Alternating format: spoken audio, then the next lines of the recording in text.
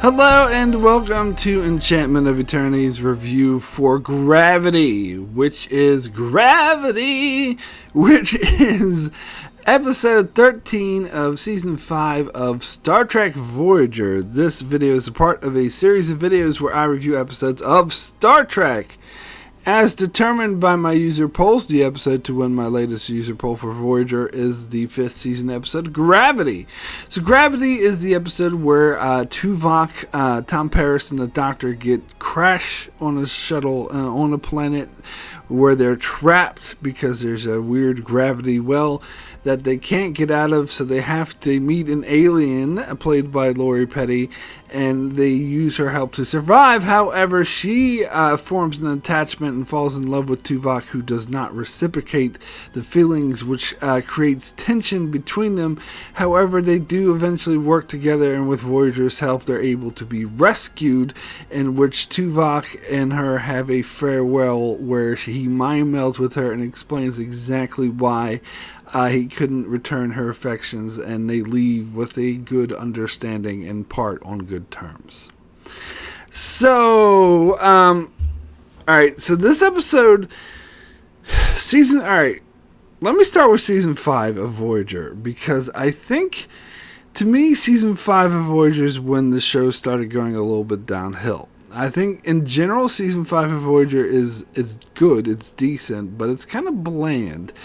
And I do get this strong sense that the writers, and most of them were new and hadn't written much before season 4, or at least season 3, that the writers didn't really have a handle on the characters, and they were trying to and sometimes reinvent them in order to find the characters, and I think this led to drastic change in characters or quirks that seem out of place and don't mention, such as Chakotay liking boxing and Tom Paris being fascinated by the ocean. These are things that we've never heard of before. They just bring up out of nowhere, but more character traits such as B'Elanna Torres being suicidal, or Janeway turning into curmudgeon, or Harry Kim suddenly becoming an angsty, horny teenager. Like, all these seem like drastic character changes where the writers didn't really understand or know the characters and were trying to find them, and in many ways failing. And what they ended up doing, instead of finding the characters, they ended up reinventing them in ways that I think did not fit into the show as a whole. So, which is why in general I'm not that big of a fan of season 5. However, I think this episode is the only, or maybe not the only, but the main successful attempt to find a character, in this case the character of Tuvok. This is one of the rare exceptions in season 5 where I think they actually succeed, and instead of retconning or reinventing the character, they actually reinforce the character and in fact find the character. However, I will say that for many years, especially when I first saw this episode and for many years after, I didn't think much of this episode. I didn't like it. I thought it was a bland, boring, cliche shuttle crash, which is a cliche that Star Trek does a lot. Oh, people crash on a planet on the shuttle and they're stuck and stranded and have to work to survive. Is something I've seen a billion times before, and so that was very off-putting to me. And originally I guess I was kind of off-put by that so much that I didn't look for the subtle intricacies and the character stories that was hidden beneath the surface. And so when I saw the flashbacks of Tuvok as a kid, because he had the crush on another girl, and this Vulcan master was trying to teach him to forego his emotions, I thought that was just pretentious BS that didn't have anything to do with the episode. However, when I grew older, in later years, more recent years, and I sat down and actually studied this episode and watched it and paid attention, which is what I have to do for my channel, I found that it was actually quite brilliant. That the character story, in fact, is indeed extremely powerful and really well written. And the flashbacks, which I thought before were pretentious, are actually really necessary and actually quite brilliant in the way that they dictate and convey exactly what's going through Tuvok's mind, because in the actual scenes we get of Tuvok, and Tim Russ, by the way, I criticized his acting before, but in this episode he does an amazing job. Because in the present, Tuvok, you can't really see anything past his Vulcan exterior. I love the line where Tom Paris says, I've always thought that underneath that cold Vulcan exterior lay an even colder Vulcan interior, which is the impression you get from, and I think that actually describes his portrayal in this episode. But those flashbacks actually do give us a glimpse to his interior, that there is more to it than just on the surface he seems to not give a shit and just be cold, illogical, cold and logical, and like, I don't care that this girl has feelings for me and is in love with me, I don't give a shit, whatever. But that's a facade.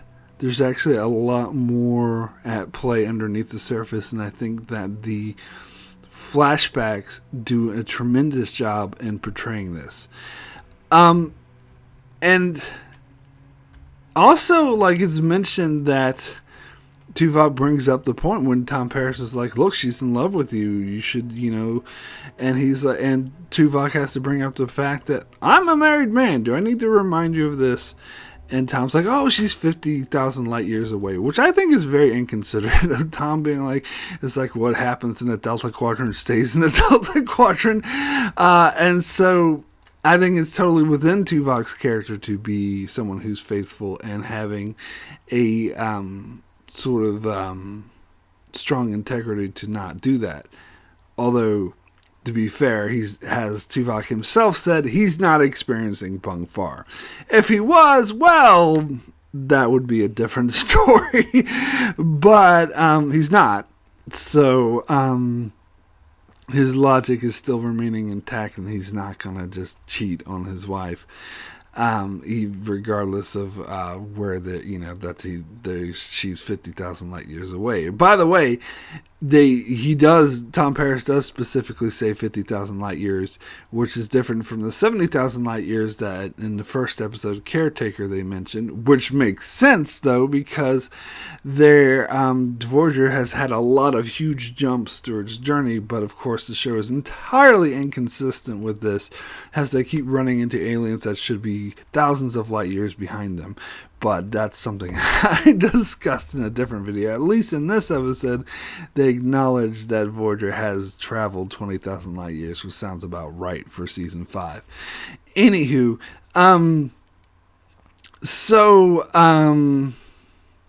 yeah.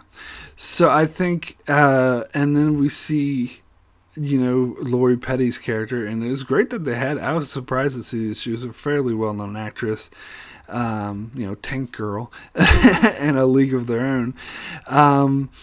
And she does a great performance, an amazing performance as well. And it was surprising to see her there. And then, of course, the actors Tim Russ and Robert Duncan McNeil talk about how great it was working with her and how amazing she was, which I totally buy, because I think she does an amazing job. And she does a great job of exploring, portraying someone who is falling in love with this man who is not returning her feelings. And it's not very often. I think it's more common in TV and movies to see unrequited love from a male's perspective. And so it is interesting to get it from a female perspective, that the woman's the one who is in love with someone who does not return those affections. And while I'm on the topic, I will say that I think this is the best episode of the Star Trek franchise that deals with unrequited love. There's several other episodes because I think unrequited love is a very poignant subject. It's one that many people can relate to. It is a difficult thing to deal with. It can cause depression, emotional distress. So it's not something that's I think a lot of people trivialize it, but it's It's something that can be quite devastating. And Star Trek has attempted to deal with this topic several times, and in some of those occasions, people praise the episode and say it's amazing because it's so powerful. It deals with the powerful topic. But personally, I think those other episodes misfire. I'm trying to. There's one in particular I think of. I'm blanking on a couple. I know there's more than one, but the one that extremely comes to mind is the Deep Space Nine episode Crossfire, that deals with Odo's feelings for Kira when Kira is having an affair with the First Minister Shakar, which I've heard a lot of people praise that episode and say it's amazing, where me personally, I think that episode is crap. Even though I think the unrequited love portrayed in that episode is actually relatable and it works. Maybe there's also the one with Waxana Troy having her unrequited love for Odo in the episode the Muse, which I thought that episode was one of the worst episodes of the Star Trek franchise. It was my top 10 worst episodes, so that was a terrible example of dealing with unrequited love. But Crossfire, it was silly, because I thought it was totally inconsistent with the characters, that all of a sudden Odo was crushing on Kira very hard, where he was with her for all these years. Now you could say, it was brought on by First Minister Shakar's visit, but I think it was brought on by plot convenience and because the writers were too lazy. That's what I think it was brought on by. So I don't think that episode worked. This episode does. I think the unrequited love situation in this episode was much, much more earned. I buy it a lot more, and I think it's personally more powerful. So if anyone, although unrequited love is a very interesting topic, and it's one that those other episodes try to deal with, and I praise them for attempting to do so. I just think they fail. Where I think this episode actually succeeds, in spades. So if there's any episode in the Star Trek franchise where you're wondering, what should I go to get an example of unrequited love, I would point you in the direction of this episode. And let me talk about that ending, because that ending almost brings me to tears now. I think the ending is just beautiful and very emotionally inspiring and just a work of art. Because, alright, so first of all, we start the episode with the flashback, as I mentioned, to Tuvok as a kid, where he has this crush, where he's dealing with unrequited love. So we do see it so we got that dual perspective. While someone has a love for him that he doesn't return, we see him as a kid, as a teenager, having unrequited love for someone who doesn't return his affection. I love that dynamic, by the way. It's fucking amazing.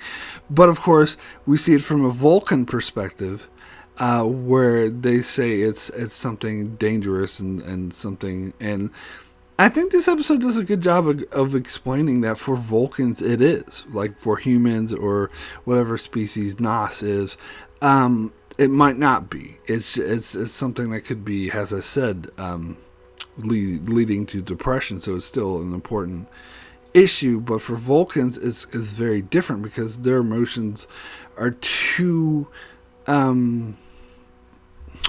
powerful and too overwhelming, which is why they suppress them. And I think this episode kind of drives home that Vulcan emotions are different than human emotions, and there's a reason why they suppress their emotions. And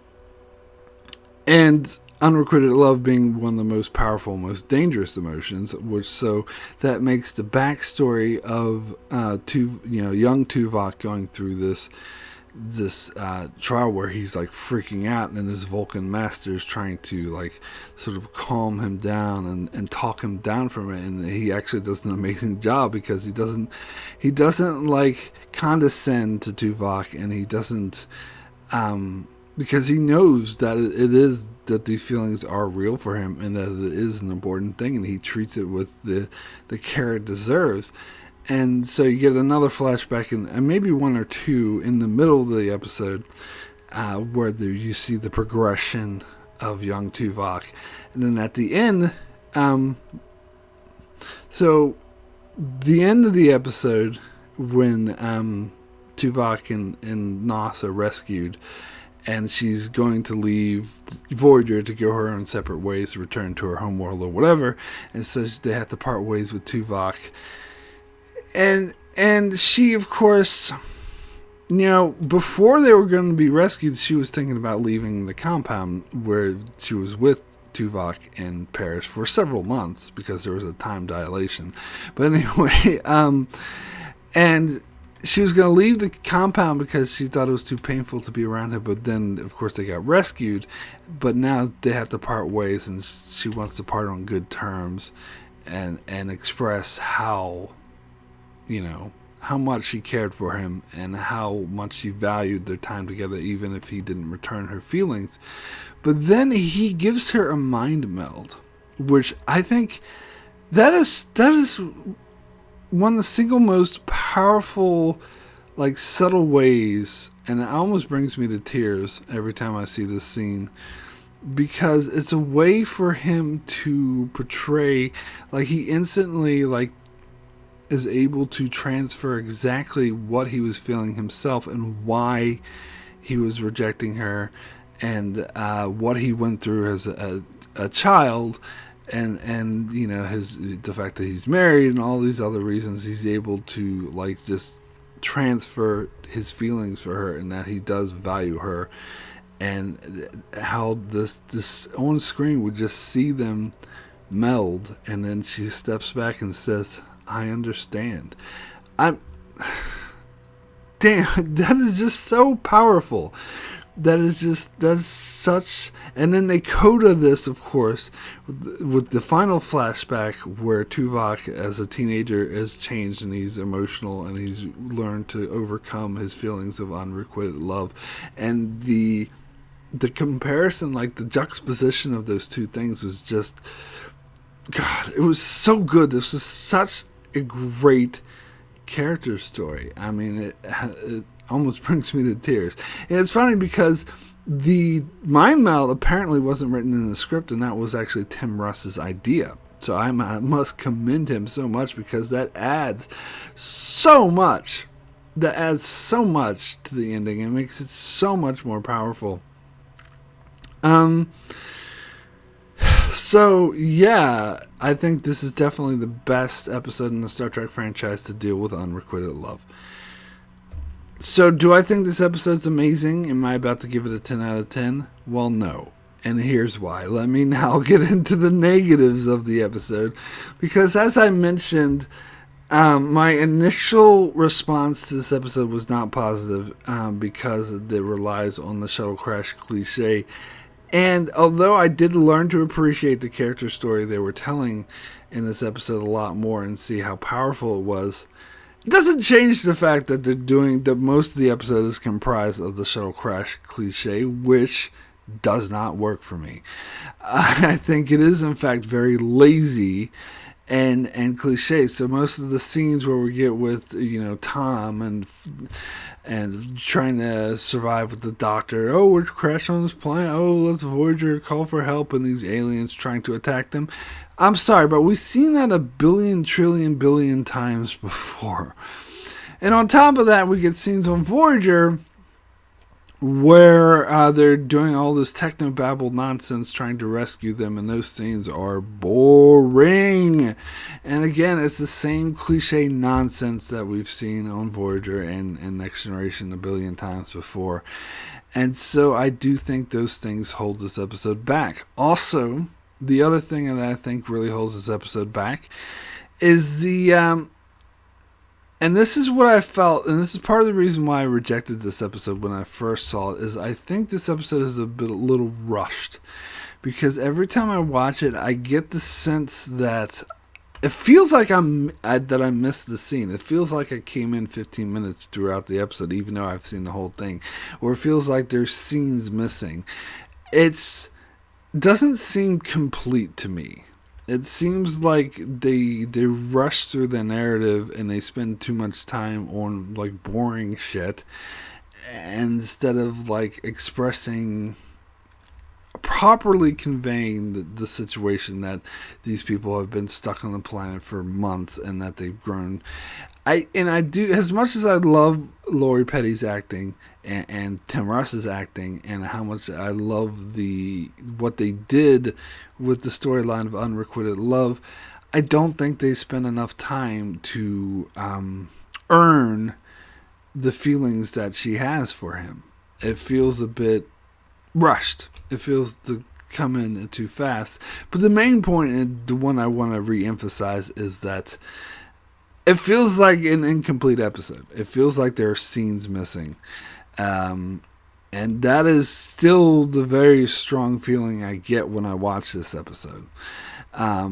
So it does seem really rushed, and a lot of things in the episode don't seem earned. For one example of this is the time dilation, which is something that a future episode of Voyager handles way, way better, blink of an eye, where this episode, it seems kind of like throwaway, like it doesn't really matter. They just bring it up several times, but they don't give it its due.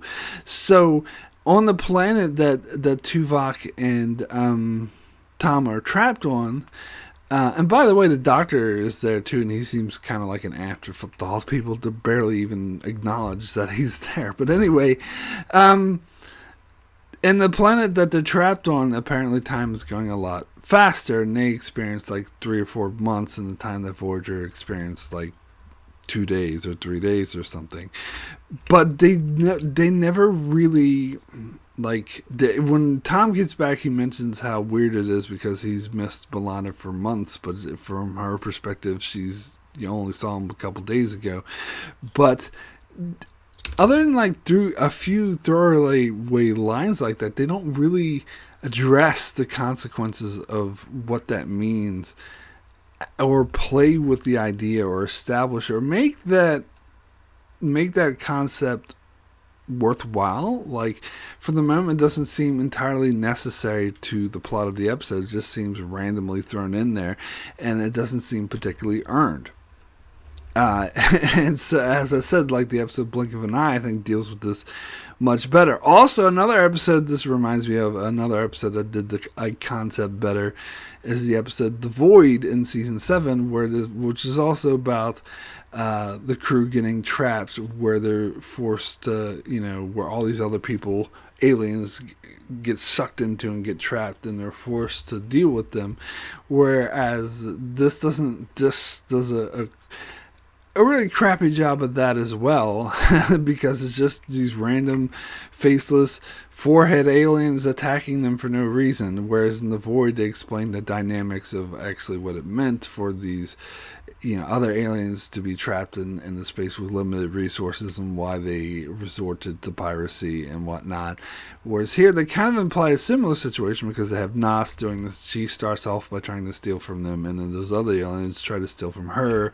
So that reminded me of The Void, but it does seem kind of inconsequential and just thrown in there, whereas The Void handled this concept way, way better.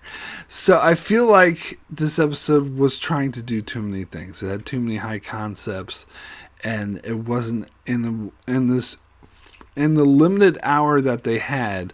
They didn't have enough time to do any of these storylines justice, except for the Unrequited Love storyline. They did do that one justice, which was the point of the episode, but I think they should have focused more on that and eliminated some of these other elements which they weren't able to justify or pay off, and that seemed just kind of like plot convenience. So ultimately, my rating for Gravity out of 10 is an 8, extremely good. I think that the storyline with Unrequited Love, particularly with the ending, with the mind meld, was so fucking powerful. As I said, I almost shed a tear every time I did it. Like, the character story, this is by far the best character story they ever done for Tuvok, and it was the last great Tuvok episode before they get into season 6 and 7, where they completely abandon his character and turn him into a cardboard cutout, which is a huge crying shame, because he's such a great character that with a lot of potential, and it's a shame that this is the last episode they really give him the justice he deserves. Although Riddles in season 6 was good too, but other than that, like, that's still not as great as this one. And just as I said, the Star Trek dealt with the topic of unrequited love the best in this episode. So because of those things, I want to give this episode a 10, but there's too many issues. As I said, all those other issues I mentioned with the episode relying on the shuttle crash cliche, and how many fucking shuttles does Voyager have, really? I mean, this is something that has been mentioned dozens of times before, but for good reason. That completely doesn't make any sense. And also, it's just a plot line that Star Trek has done a billion times before, so it seems so boring and cliche and unoriginal and uncreative. And they have these other ideas like time dilation and the being trapped in a place where aliens get stuck in and there's limited resources, which are good ideas, but they're not handled very well. They're kind of just thrown on the wayside, and it leaves me, at least, with the feeling that this episode's incomplete and that there's missing scenes and that it doesn't feel like a complete story because of that. And as much as I love the storyline with unrequited love, that could have been earned better as well. So that's why I have to knock it down from a 10 to an 8. Because it definitely has flaws and it definitely could have been better, but I still think, especially that final scene with the mind meld, I mean, that's just one of the greatest scenes in the show, so I still have to acknowledge it as a really, really good episode, despite its flaws. So that's it for my review of Gravity. Thank you so much for watching. Be sure to check out my channel as I continue to cover episodes of Star Trek, as well as covering other shows such as The Expanse, Better Call Saul, Star Wars, Clone Wars, and more. So be sure to subscribe so you can keep up with all of that. And thanks a lot for watching.